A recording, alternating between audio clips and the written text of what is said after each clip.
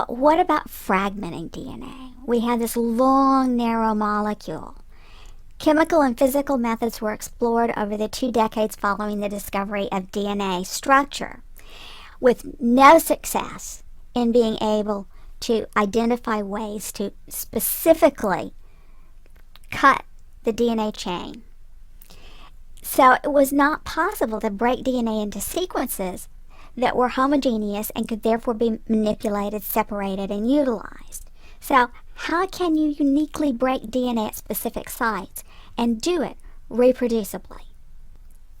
So the challenge with fragmentation of DNA into smaller pieces is that you have to be able to reproducibly cut at every possible site every time.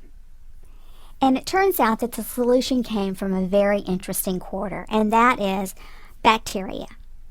Because it turns out that bacterial restriction enzymes were discovered, and they cut at specific sequences on each strand to give products with either overlapping ends or blunt ends. And they produce the same set of fragments from a given DNA every time. So why do bacteria have these enzymes? Well, these small single-celled organisms are out in the environment. They're bathed in solutions that have lots of DNA fragments. And those DNA fragments sometimes get into the cells.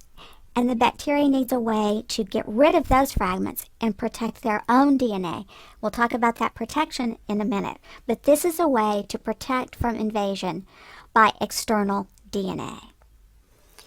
And these restriction enzymes recognize specific short DNA sequences. And the strands are broken by enzymes, that is, they catalyze the hydrolysis of the sugar phosphate linkage.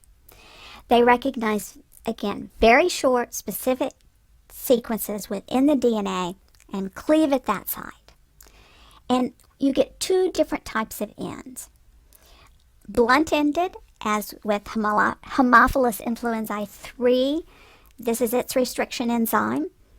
And BAM-H1, different bacterium, different sequence, different type of cutting. So the recognition site and the type of cutting are unique to each bacterial strain. And there are literally now hundreds and hundreds of restriction enzymes are known. These are primarily bacterial, although some other single-celled organisms have these enzymes present.